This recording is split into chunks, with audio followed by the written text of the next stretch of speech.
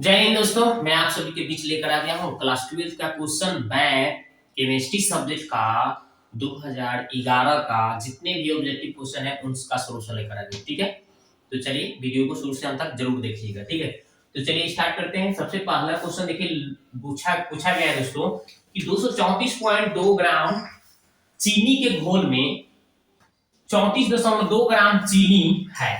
ठीक है, तो घोल का मोलल सांद्रण ज्ञात कीजिए। ठीक है, घोल का मोलल सांद्रण निकालना है। तो इसको अगर सॉल्व किया जाएगा तो बहुत बड़ा हो जाएगा, लेकिन मैं शॉर्टकट तरीका से बता देता हूं कि इसका आंसर कैसे होगा, कैसे आप इसको सॉल्व कर पाएंगे। तो घोल का मोललता यानी मोलल बोला है, मोलल सांद्रण यानी कि मोललता निकालना है। क्या निकालना है कि मोललता।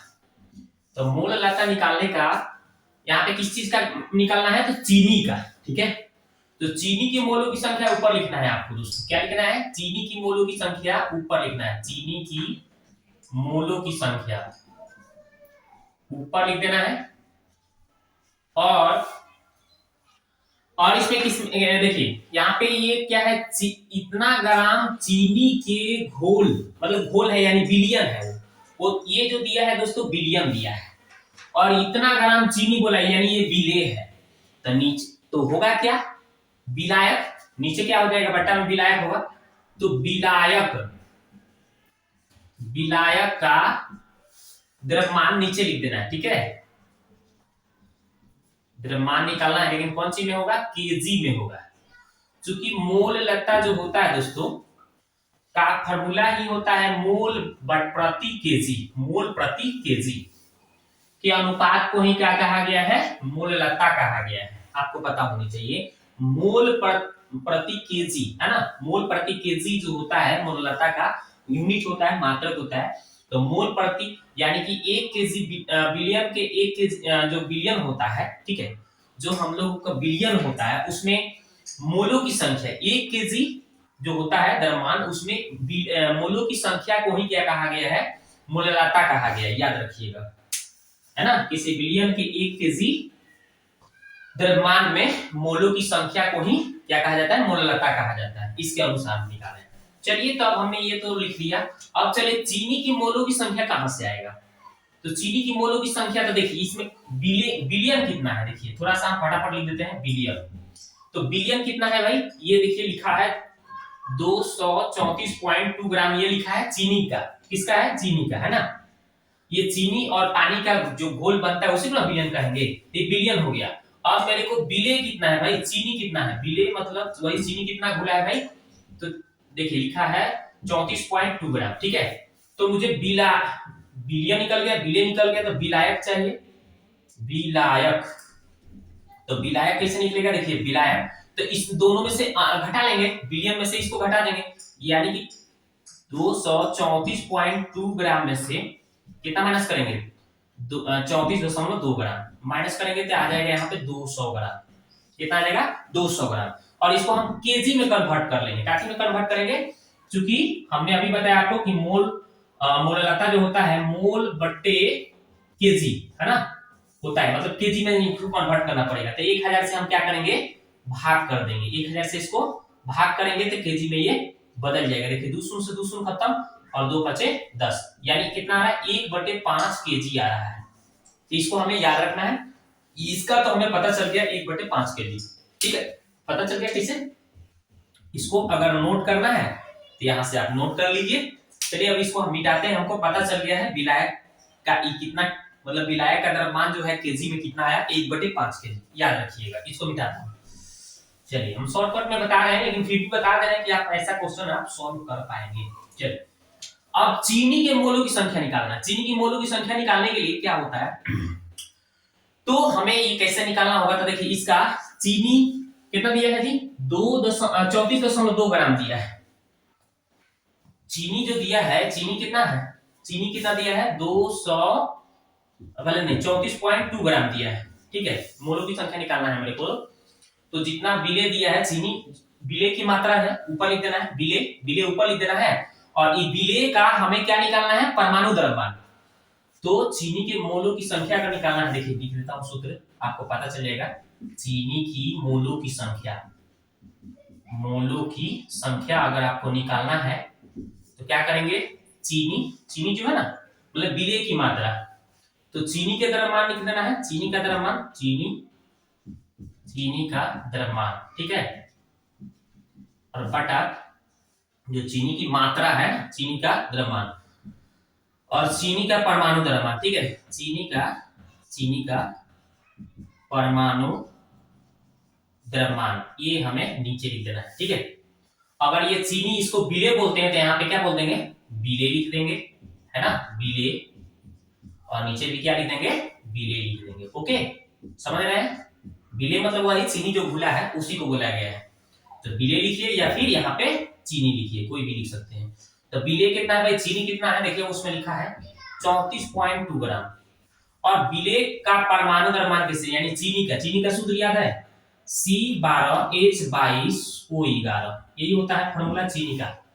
तो अब यहाँ पे देखिए 12 गुने कार्बन का कितना होता है परमाणु द्रव्यमान, 12 होता है, प्लस 22, और हाइड्रोजन का परमाणु द्रव्यमान 1 होता है, प्लस 11 गुने, और ऑक्सीजन का कितना होता है, 16 होता है परमाणु द्रव्यमान। अब इसको सॉल्व कर लीजिए दोस्तों, सॉल्व कीजिएगा तो 144 प्लस 22 में 1 से तो 22 प्लस, अब 16 में 16 से कीजिएगा दोस्तों, कितना आ जाएगा, 6 7 176। अब इस सब को जोड़िएगा दोस्तों, इस सब को जोड़िएगा तो देखिए जोड़िए, 6 का 2 8, 8 4 12 के 2, ठीक है, एक बचल तो 7 1 8, 8 2 10, 10 4 14 के 4, बच गया कितना 1, तो 1 है 1 2 है 1 3, 300 कितना आ रहा है 42, 342 आ रहा है, कितना आ रहा है 342 आ रहा है, तो यहाँ पे लिखेंगे 342 ग्राम, ठीक है। चीनी का हमें परमाणु द्रव्यमान निकल गया 342 ग्राम, समझ गए होंगे कैसे निकला है, इसको हम मिटा देते हैं, इस तरह से आप परमाणु द्रव्यमान निकाल सकते हैं। चलिए, तो चीनी का हमने परमाणु द्रव्यमान निकाल लिया।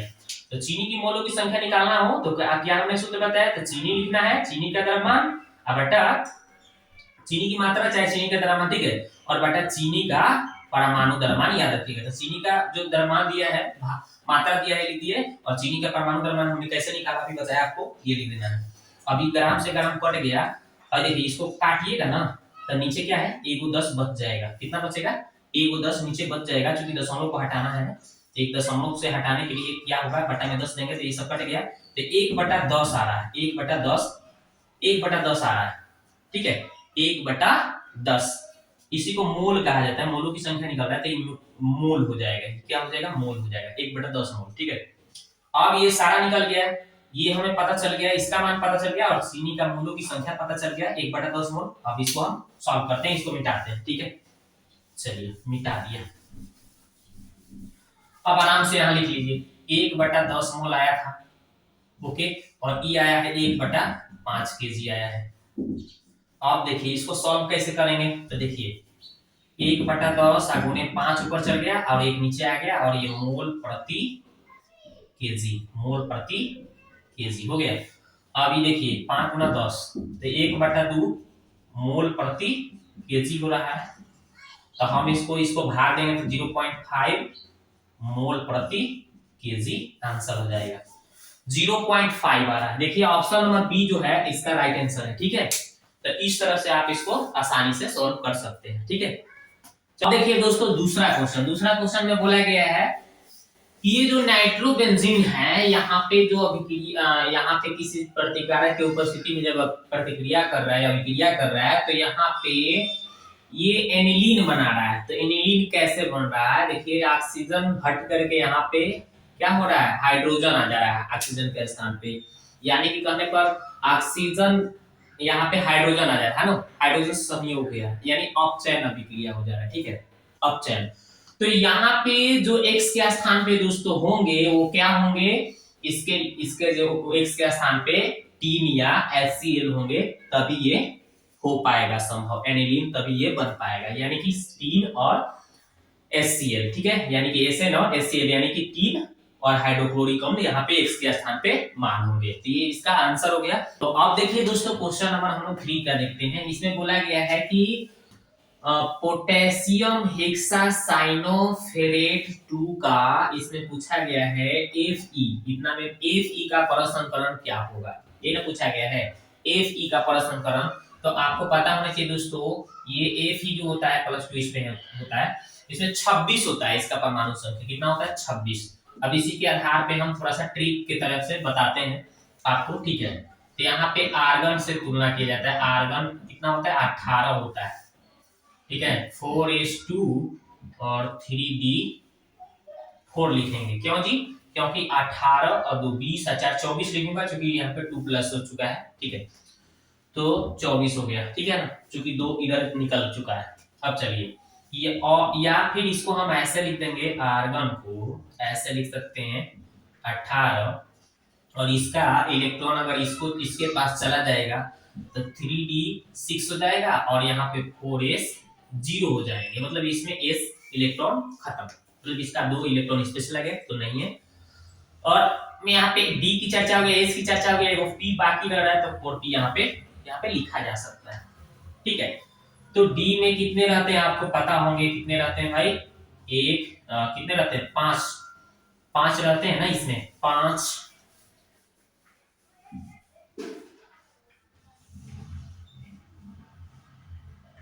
इसमें डबल रहते हैं इलेक्ट्रॉन को सोने के लिए, ठीक है।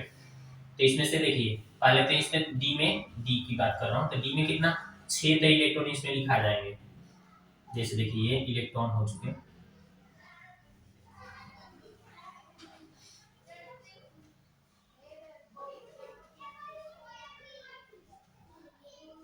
6 इलेक्ट्रॉन हो चुके हैं।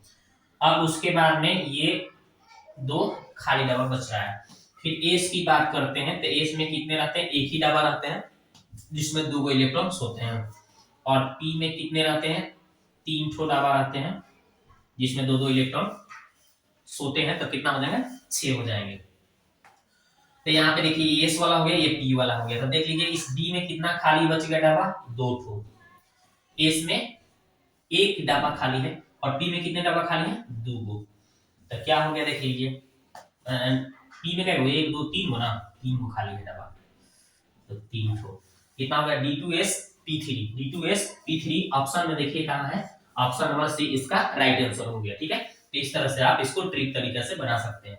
आगे देखते हैं अगला सवाल, इसको मिटा देते हैं। चलिए इसको हम मिटा देते हैं।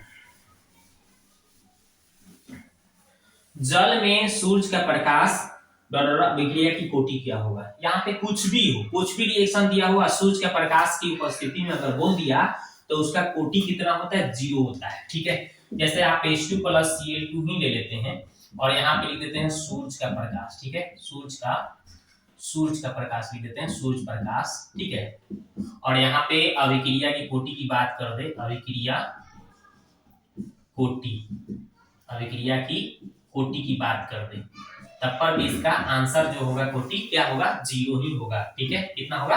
0। कुछ भी हो, प्रकाश की उपस्थिति में अभिक्रिया की कोटि पूछा जाए तो इसका आंसर 0 होता है, ठीक है। आगे देखिए, अब देखिए ज्विटर आयन बनाने में कौन सा समर्थ है ज्विटर आयन बनाने में? तो ज्विटर आयन बनाने में दोस्तों ये आपका ऑप्शन नंबर डी जो दिख रहा है ना, यही सामर्थ हो जाएगा, है ना। यहाँ पे NH2 है, एमीन बन रहा है, ठीक है ना। और ये कार्बोक्सिलिक अम्ल एसिड दिखा रहा है, जो कि ज्विटर आयन बनाने में क्या करता है? हेल्प करता है, यही सामर्थ होता है। यही इसका उत्तर हो गया, ऑप्शन नंबर डी, ठीक है। तो अब देखिए दोस्तों, क्वेश्चन नंबर हम लोग 6 का सॉल्यूशन करते हैं। तो लिखा गया है कि जटिल यौगिक कितने संभव समवाय है। तो इसका अगर सॉल्व किया जाएगा तो बहुत काफी लंबा हो जाएगा, वीडियो भी काफी लंबा हो जाएगा, आप भी बोरिंग महसूस करिएगा। तो इसका हम डायरेक्ट उत्तर बता देते हैं। इसका उत्तर हो जाएगा, आपका आंसर हो जाएगा 3, ठीक है। तो इसको याद कर लीजिएगा, इसका उत्तर क्या हो जाएगा? आंसर हो जाएगा 3, ठीक है। अगला है कि अर्थ से अभिक्रिया के लिए यहाँ पे स्टैंडर्ड मानक इलेक्ट्रोड विभव कुछ दिए गए हैं, यहाँ पे देखिए दिए गए हैं ना। अब यहाँ से बोला गया कि सेल अभिक्रिया का विद्युत वाहक बल पूछा गया, तो कुछ नहीं करना है, ठीक है। तो इसका जो मान दिया है E0 का मान दिया है, और इसका जो E0 का मान दिया है, इसको खाली आप क्या कर लीजिए? डिफरेंस निकाल लीजिए, यानी अंतर यानी घटा दीजिएगा, तो आंसर आ जाएगा विद्युत वाहक बल। तो देखिए यहाँ पे कितना है? 0.76 है, यहाँ पे 0.41 है, तो इसको माइनस कीजिएगा तो देखिए 6 में से 1 घटेगा तो कितना आएगा? 5। और 7 में से 4 घटेगा तो कितना आएगा 3, और ये 0 है तो 0 और पॉइंट है तो पॉइंट। कितना आ रहा है देख रहे हैं कितना आ रहा है आंसर। तो यही इसका आंसर हो जाएगा दोस्तों, ऑप्शन नंबर बी इसका आंसर हो जाएगा, प्लस में आएगा। ठीक है, प्लस में से प्लस घट रहा है, माइनस होगा तो प्लस ही आएगा। ठीक है ना, तो इसका उत्तर हो जाएगा दोस्तों 0 पॉइंट कितना 35 वोल्ट। ठीक है, इसको इसमें से इसको अगर आप अंतर निकाल देंगे तो विद्युत वाहक बल यहाँ निकल जाएगा।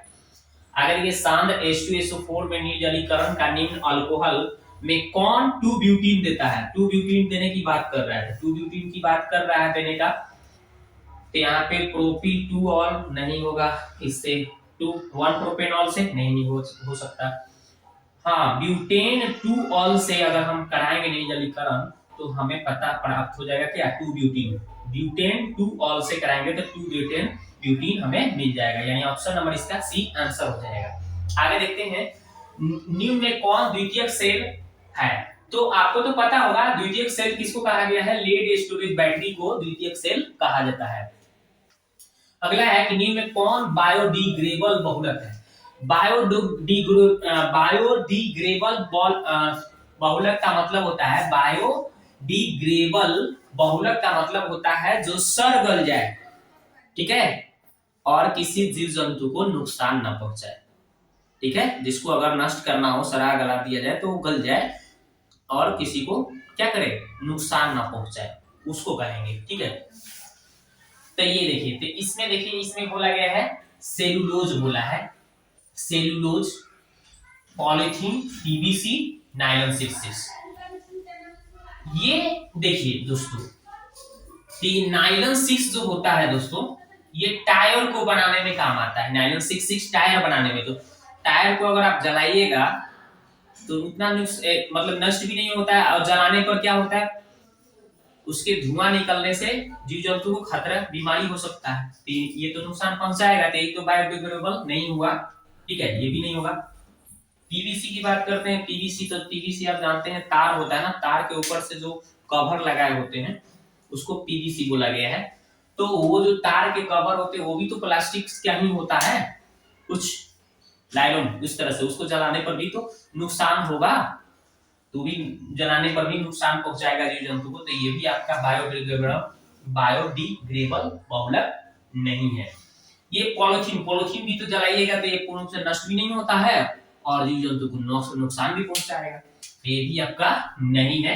यानी है कौन दोस्तों, तो सेलुलोज। सेलुलोज किसको बोलते हैं, पेड़ पौधे के छाल जो होते हैं ना, उसको जलाने उलाने पर नष्ट हो जाता है, कोई नुकसान किसी को नहीं पहुंचाता है जीव जंतु को, बायोडिग्रेडेबल बहुलक है। ऑप्शन नंबर ए इसका उत्तर हो गया। ठीक है, तो दोस्तों वीडियो कैसा लगा आप कमेंट बॉक्स में जाके कमेंट कीजिए, मिलते हैं नेक्स्ट वीडियो में। ठीक है।